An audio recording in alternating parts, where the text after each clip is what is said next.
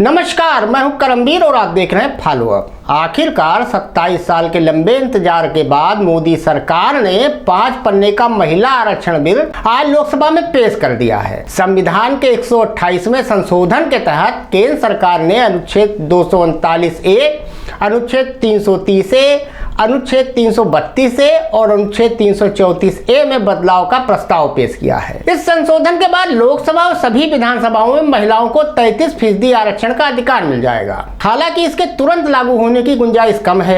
इसकी मुख्य वजह संशोधित प्रस्ताव का एक पैराग्राफ है, जिसमें कहा गया है कि ये बिल संसदीय सीटों के परिसीमन के बाद ही अमल में आएगा। लोकसभा के बाद ही इसे विधानसभा में लागू होने की बात भी कही गई है। उधर सपा सुप्रीमो अखिलेश यादव ने सरकार के मंशा पर सवाल उठाया है।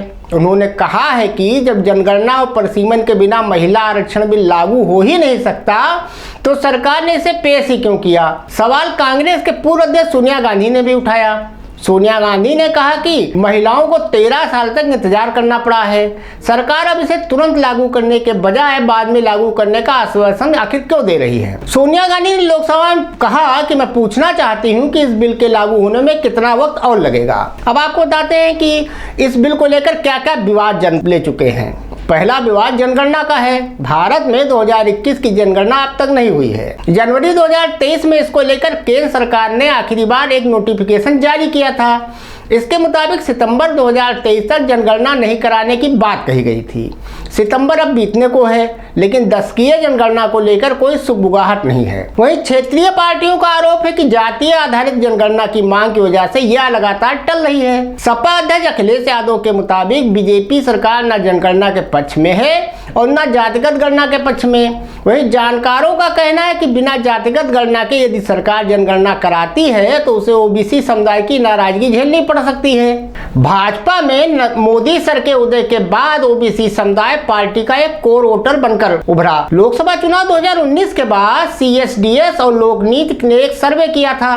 इसके मुताबिक 2019 में 44% ओबीसी ने बीजेपी को वोट दिया था। 10% ओबीसी बीजेपी के साथ गठबंधन में शामिल पार्टियों के समर्थन में भी मतदान किए थे। कांग्रेस के पक्ष में 15% ओबीसी ने वोट किया, जबकि कांग्रेस के सहयोगियों को सिर्फ 7% ओबीसी समुदाय का समर्थन मिला। इतना ही नहीं, हिंदी बेल्ट में ओबीसी समुदाय ने भाजपा के पक्ष में एकतरफा वोट किया। 2019 में हिंदी हार्टलैंड की 225 सीटों में से 203 सीटों पर भाजपा को जीत मिली थी। ऐसे में जातिगत गणना के बिना जनगणना कराने का रिस्क भाजपा फिलहाल शायद ही ले। दूसरा विवाद परिसीमन का है। भारत में लोकसभा विधानसभा सीटों की सीमा निर्धारण की प्रक्रिया को परिसीमन कहा जाता है। संविधान के अनुच्छेद 82 में परिसीमन का जिक्र किया गया है। राष्ट्रपति के आदेश पर चुनाव आयोग के देखरेख में परिसीमन का काम होता है। अनुच्छेद 82 के मुताबिक हर 10 साल पर जब जनसंख्या का डेटा आ जाए तो सीटों के निर्धारण पर विचार किया जा सकता है। साल 2002 में परिसीमन को लेकर संसद में एक कानून पास किया गया था, जिसमें कहा गया था कि 2026 से पहले परिसीमन पर विचार नहीं किया जाएगा।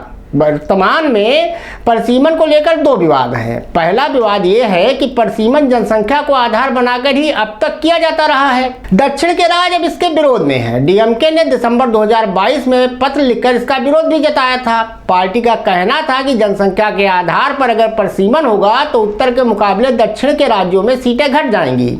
डीएमके का कहना है कि उत्तर भारत के राज्यों ने जनसंख्या नियंत्रण के अभियान को ठीक ढंग से लागू नहीं किया, इसलिए उनकी संख्या अधिक है। पार्टी का यह भी कहना है कि कामों में लापरवाही बरतने वालों को भी इनाम कैसे मिल सकता है। जेमी हिंडसन ने साल 2019 में भारत में प्रतिनिधित्व का उभरता संकट नाम से एक शोध पत्र जारी किया था। दोनों शोधकर्ताओं ने मैकेनिकल थ्योरी का हवाला देते हुए कहा कि अगर किसी भी राज्य की सीटों की संख्या कम नहीं करनी है तो अनुपात के मुताबिक लोकसभा में कुल सीटें 848 होनी चाहिए। इस शोध पत्र में मिलन वैष्णव भी शामिल थे। इसमें आगे कहा गया कि परिसीमन में जनसंख्या का सिद्धांत लागू होता है तो उत्तर भारत के राज्यों में 32 से अधिक सीटें बढ़ सकती हैं। इसके मुकाबले दक्षिण भारत के राज्यों में लोकसभा की 24 सीटें कम हो सकती हैं। दूसरी समस्या इसमें यह आई कि राजनीतिक विश्लेषक योगेंद्र यादव के मुताबिक परिसीमन कब होगा यह फाइनल नहीं है। यादव कहते हैं कि 2029 के चुनाव में भी महिला आरक्षण बिल लागू होना मुश्किल है। यादव के संवैधानिक नियमों का हवाला देते हुए कहते हैं कि परिसीमन का काम 2031 के बाद शुरू हो सकता है, जो जो कम से कम 4 साल तक चलेगा। पिछली बार 5 साल में परिसीमन का काम पूरा हुआ था। अगर ऐसा होता है तो महिला आरक्षण बिल 2039 के लोकसभा चुनाव में पूरी तरह लागू हो पाएगा। इधर कांग्रेस का कहना है कि सरकार ने अनुच्छेद 333A को जोड़कर इस पर सस्पेंस बढ़ा दिया है। 2010 में जो राज्यसभा से बिल पास हुआ था उसमें इस अनुच्छेद को शामिल नहीं किया गया था। वहीं दूसरी तरफ सीट रिजर्व का फार्मूला निकालना भी इतना आसान नहीं है। लोकसभा में महिलाओं के लिए कौन सी सीट रिजर्व की जाएगी, इसका फार्मूला निकालना इतना आसान होगा नहीं। दलित कोटे की सीट रिजर्व का विवाद पहले से ही चला आ रहा है। सीट रिजर्व फार्मूले में भी 2 विवाद हैं। पहला, क्या लोकसभा में सीट राज्य के आधार पर रिजर्व की जाएगी, और दूसरा, क्या SC/ST कोटे की महिलाओं के लिए सीटों को आरक्षित कैसे और कब तक किया जाएगा। इसके अलावा सीट रिजर्व का विवाद राजनीतिक मुद्दा भी बन सकता है। आपको शायद याद हो कि 2008 में परिसीमन की वजह से ही सोमनाथ चटर्जी, शिवराज पाटिल जैसे दिग्गज नेताओं को अपनी पारंपरिक सीट गंवानी पड़ी थी। बहरहाल कुल मिला के महिला आरक्षण बिल लोकसभा में पेश हो चुका है, राज्यसभा में पहले ही पारित हो चुका है। इस पर भी एक कांग्रेस बनाम भाजपा में एक विवाद चल रहा है।